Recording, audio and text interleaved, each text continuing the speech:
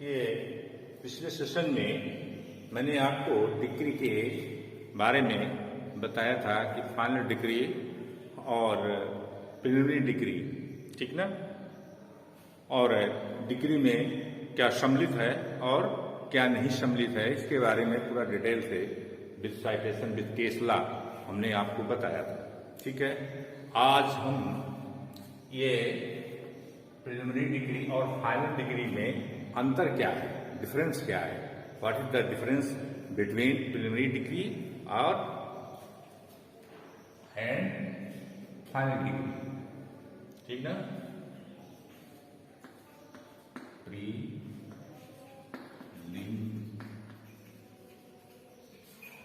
Degree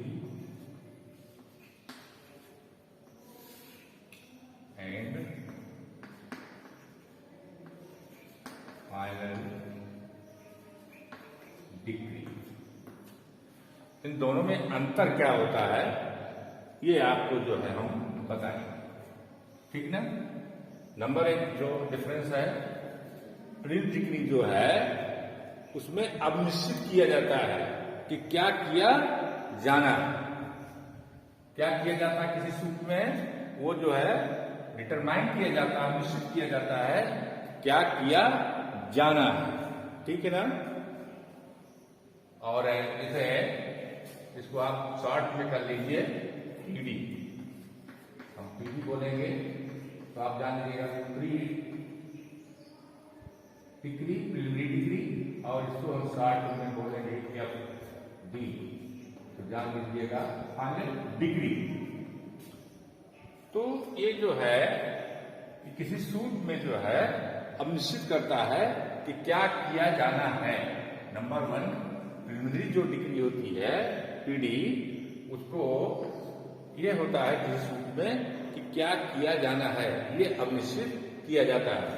final में क्या होता है, इसका फाइनल डिग्री में क्या होता है, वो परिणामों का उल्लेख होता है जो कि प्रिलिमिनरी डिग्री में प्राप्त किया गया है। मतलब जो पीडी में जो प्राप्त किया गया है उनके परिणामों का उल्लेख होता है, ठीक ना। ये पहला ही आपका डिफरेंस ये हो गया, ठीक है। सेकेंड जो आपका है डिफरेंस वो है, सेकेंड डिफरेंस जो है प्रिलिमिनरी और फाइनल डिग्री में हम बता रहे हैं आपको, ये नंबर एक हो गया कि प्रिलिमिनरी डिग्री और फाइनल डिग्री में नंबर एक जो भी डिफरेंस हुआ है इसको हमने नंबर वाइज बता दिया, ठीक ना। प्रिलिमिनरी डिग्री में पीडी में जो है वो कार पक्षकारों के अधिकारों का होता है, अधिकारों का निर्णय होता है, पक्षकारों के अधिकारों का निर्णय होता है, ठीक है, ठीक है ना। और फाइनल डिग्री में क्या होता है,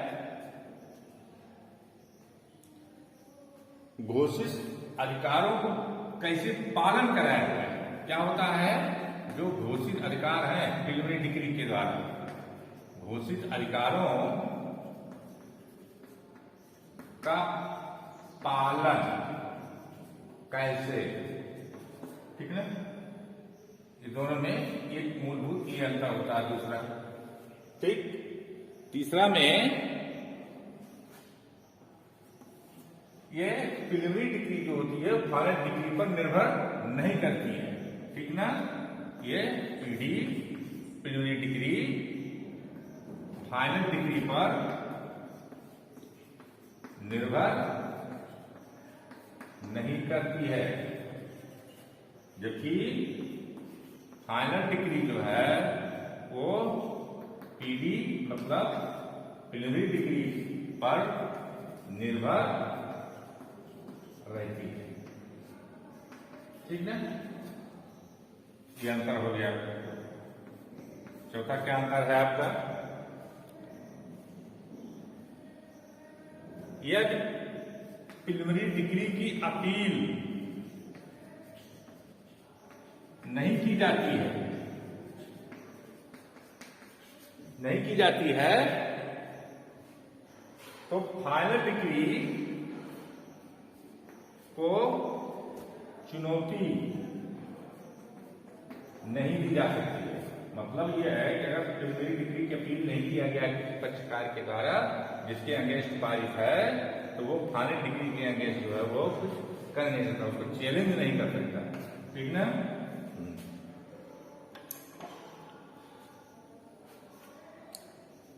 और दूसरा है पीडी और preliminary degree and final decree की अपील जो है वो अलग अलग की जा सकती है। ठीक ना। ये आपके अंतर हो गए डिग्री में जो क्लासिफिकेशन किया गया है प्रिलिमिनरी और फाइनल डिग्री, दोनों में अंतर क्या है। ठीक ना। ये आपका संभव आंसर हम क्लियर कर दिए कि कौन सी डिग्री फाइनल होती है, उसमें क्या उसके नेचर है, और फाइनल डिग्री क्या नेचर है, प्रिलिमिनरी डिग्री की क्या नेचर है। ठीक ना। अब बात आती है कि कोई डिग्री अंशतः फाइनल और अंशतः प्रिलिमिनरी हो सकती है। डिग्री जो है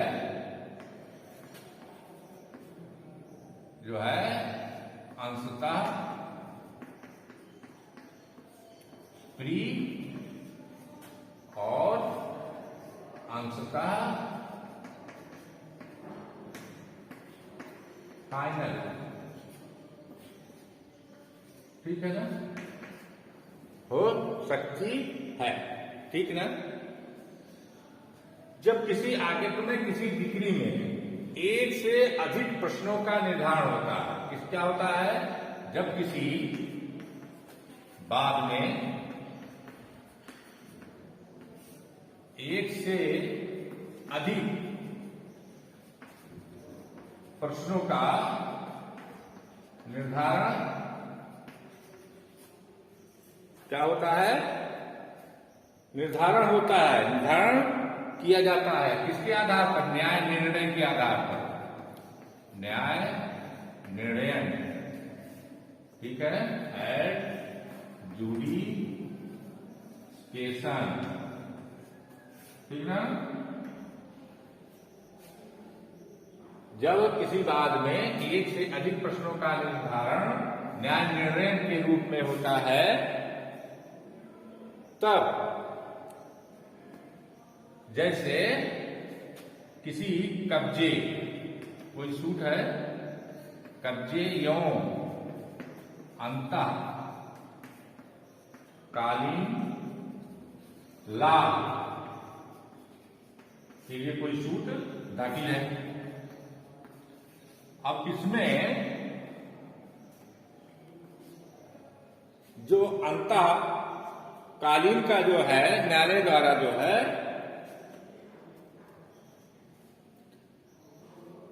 अंतःकालीन का जो बाद है, जो डिग्री है, वो क्या होगी, प्री होगी, प्रिलिमिनरी डिग्री में आ जाएगा। और कब्जे वाला जो न्याय निर्णय होगा वो क्या हो जाएगा, फाइनल डिग्री के अंतर्गत आएगा। ठीक है ना।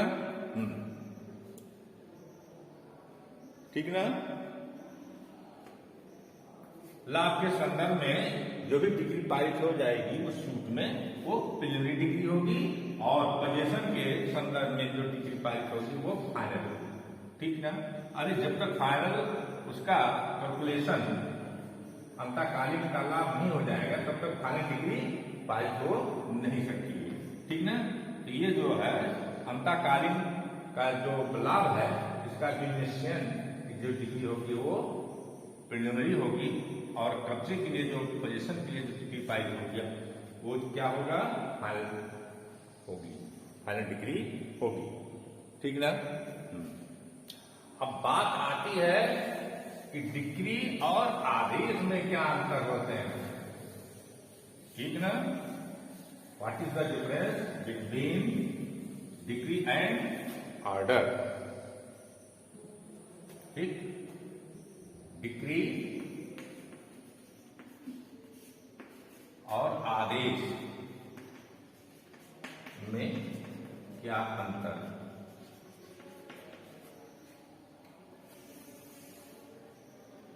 ठीक। नंबर 1, डिक्री जो होता है वो न्यायालय के द्वारा एक न्याय निर्णय की औपचारिक अभिव्यक्ति होती है।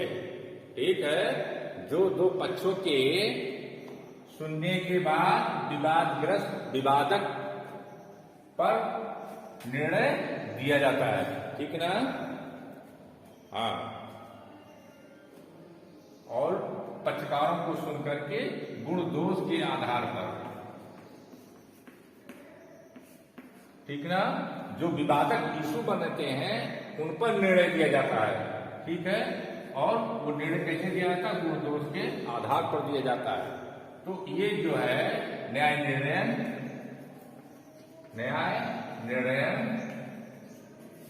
ये डिक्री है, ठीक। ये तो कॉन्सेप्ट है, सेक्शन 22 में ये ऑलरेडी डिफाइन है डिक्री क्या है, ठीक है। अब ऑर्डर में क्या होता है? ऑर्डर में जो होता है वो एक निर्णय की ओर होता है, ना कि न्याय निर्णय की औपचारिक अभिव्यक्ति होती है, ठीक है ना। ये निर्णय की औपचारिक अभिव्यक्ति होती है। इसमें पक्षों को सुनकर या बिना सुने कोई निर्णय पारित किया जाता है, वो उसको क्या कहते हैं? आदेश, ठीक। अरे सूट जब फाइल होता है उसके बीच में प्रक्रिया संबंधित तमाम निर्णय किए जाते हैं, तमाम आदेश पारित किए जाते हैं। जैसे सूट जो फाइल किया है उसकी मृत्यु हो जाती है तो उसके पुनर्स्थापन का जो एप्लीकेशन पड़ती है तो उसमें जो आदेश होता है वो आदेश है। जो निर्णय होता है वो क्या है? आदेश है, डिक्री नहीं है, ठीक ना। इस तरह से तमाम उसमें एप्लीकेशन पढ़ती रहती है। जब सूट फाइल होता है उसके बीच में तमाम प्रक्रिया के अंतर्गत जो है होते हैं, एप्लीकेशन पढ़ती है और उस आवेदन पर निर्णय न्यायालय देता है और उसी निर्णय को आदेश कहते हैं, ठीक ना। चलिए चला दूसरे पॉइंट देखिए, ऑर्डर और डिक्री में क्या अंतर है।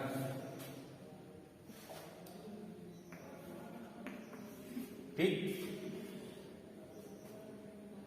डिक्री के लिए क्या जरूरी है? महत्वपूर्ण सबसे कि सूट फाइल करना जरूरी है, बाद का होना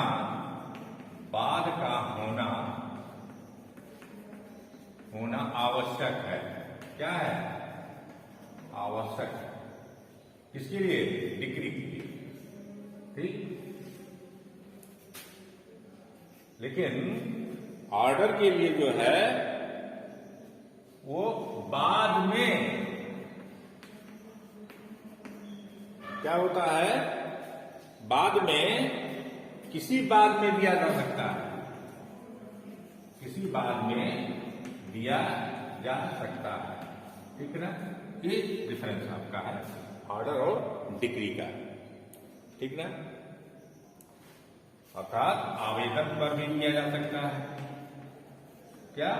आवेदन पर दिया जा सकता है। इस पर एप्लीकेशन पड़ती है जब सूट पेंडिंग रहता है सिविल सूट का, तो जो एप्लीकेशन पर जो निर्णय कोर्ट के द्वारा दिया जाता है वो सब आदेश, ठीक है। चलिए नेक्स्ट, तीसरा क्या अंतर है भाई? तीसरा अंतर आपको, चलिए क्या है? तीसरा अंतर है कि डिक्री में पक्षकारों के अधिकारों का जो है निश्चित रूप से निर्णय होता है, निश्चित रूप से फाइनली तौर पर, ठीक है ना। जबकि ऑर्डर में पक्षकारों के प्रक्रिया संबंधी अधिकारों का निश्चयन होता है, ठीक ना। इसमें पक्षकारों के प्रक्रिया संबंधी अधिकारों का निश्चय होता है, मतलब निर्णय होता है। और इसमें पक्षकारों के अधिकारों का निर्णय होता है, इसमें प्रक्रिया संबंधी अधिकारों का निश्चय होता है। और इसमें मूलतः सारवान मौलिक जो होते हैं उन अधिकारों का निश्चय होता है, किसमें, डिक्री में, ठीक ना। और ये प्रक्रिया संबंधी जो राइट्स बनते हैं पक्षकारों के, उनका निर्धारण होता है। ये चीज है, ठीक है।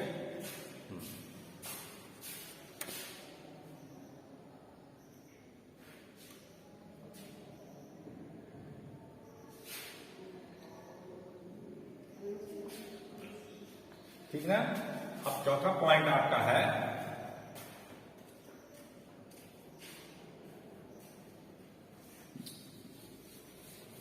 इसमें डिग्री में पक्षकारों का जो निर्णय होता है अंतिम होता, फाइनल होता है, ठीक है ना।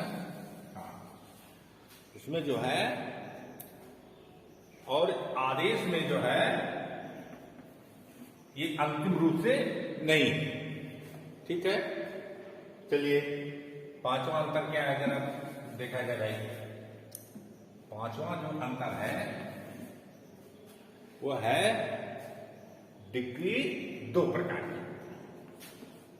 डिग्री जो है दो, एक प्री और एक फाइनल, ठीक। लेकिन आदेश जो है ऑर्डर, किसी सूट में अनेकों ऑर्डर किए जाते हैं, ठीक ना। किसी सूट में दो ही प्रकार की डिग्री पारित हो सकती है, वो प्रिलिमिनरी या फाइनल या दोनों, ठीक ना। फाइनल और फाइनल डिग्री पारित हो सकती है। और ऑर्डर तो कई होते हैं, एक सूट में कई निर्णय होते हैं, कई आदेश होते हैं। प्रक्रिया संबंधी जब भी कोई बात आती है तो उसमें जो भी ऑर्डर होते हैं, जो भी निर्णय होते हैं कोर्ट के द्वारा, वो सब आदेश होते हैं। और कितने होते हैं, बहुत होते हैं, ठीक ना। उसकी कोई संख्या निश्चित नहीं है। चलिए छठा, छठा पॉइंट क्या है, ये डिग्री की अपील जो है, अपील सेक्शन 96 पीपी के तहत होती है, ठीक है। अपील योग्य जो भी डिग्री है वो सेक्शन 96 के अंतर्गत जो है अपील योग्य, अपीलेबल है, ठीक है ना। अब ऑर्डर में, ऑर्डर जो होता है वो अपील योग्य नहीं होता, सामान्यतया जो है, सामान्यतया नहीं होता, ठीक है ना। केवल सेक्शन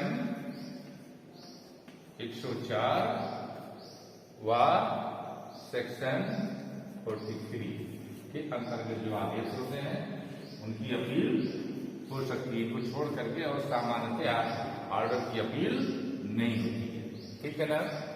7 पॉइंट, चलिए 7 पॉइंट में क्या है। 7 पॉइंट में है कि सेक्शन 100 के अनुसार जो है डिग्री में अगर सारवान विधि का प्रश्न,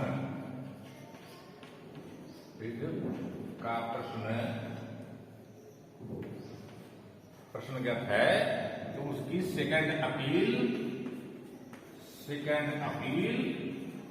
हो सकती है। अगर उसमें विस्तारवान विश्व का प्रश्न प्रसंगत है।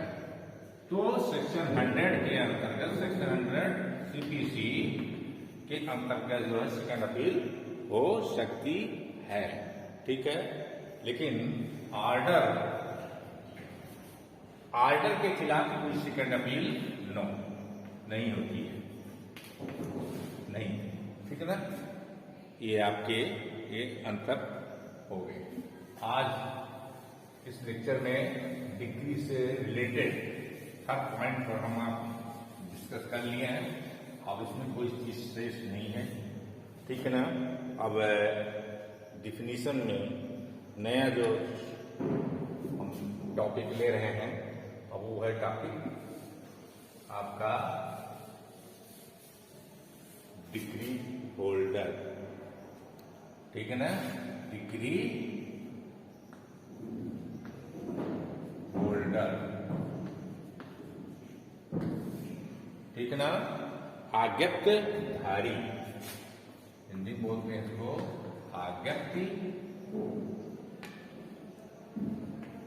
आज्ञप्तिधारी। ये क्या है? सेक्शन 2,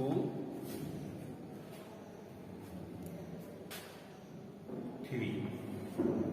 ठीक है ना, 2 में आपकी डिग्री है, 2-3 में ये है कि आज्ञाधारी कौन होगा। इसका सीधा सा एक है कि जिसके पक्ष में कोई डिग्री पारित है या कोई निष्पादन योग्य आदेश पारित है। क्या? निष्पादन योग्य आदेश और डिग्री पक्ष में, जिसके पक्ष में डिग्री या कोई निष्पादन योग्य आदेश पारित है, उसको क्या कहते हैं? डिग्री होल्डर, आज्ञप्तिधारी। ठीक ना। और इसी से रिलेटेड जो उसका संपदा का प्रतिनिधित्व करता है, वो भी इसके अंतर्गत आता है। अगर मान लीजिए नहीं है तो उसके जगह पर जो उसका संपदा का प्रतिनिधित्व करेगा होगा लीगल वारिस होगा, और संपदा का प्रतिनिधित्व करेगा वो जो है इसकी श्रेणी में आ जाएगा। ठीक है ना। इसमें ये जरूरी नहीं है कि केवल वादी ही आज्ञाधारी हो सकता है, प्रतिवादी भी हो सकता है, प्रतिवादी भी हो सकता है। ठीक ना, ये भी हो सकते हैं, ये भी हो सकते हैं। ठीक है, ये ठीक है। अब दूसरी बात आती है इसका डेफिनेशन। नेक्स्ट जो है वो तो डिग्री होल्डर हो गया, और ऋणी।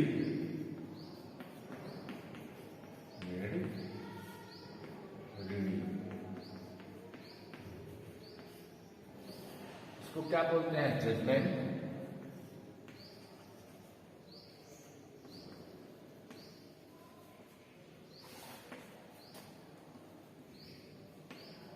डेप्टर। ठीक है, इसको जजमेंट डेप्टर बोलते हैं, निर्णय। ठीक है ना। ये क्या है?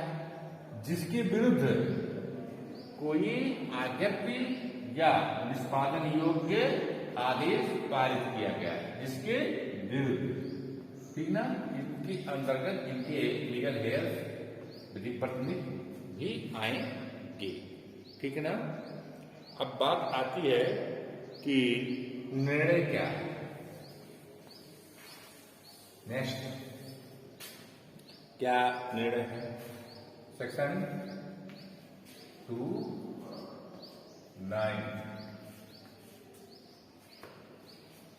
निर्णय हो गया।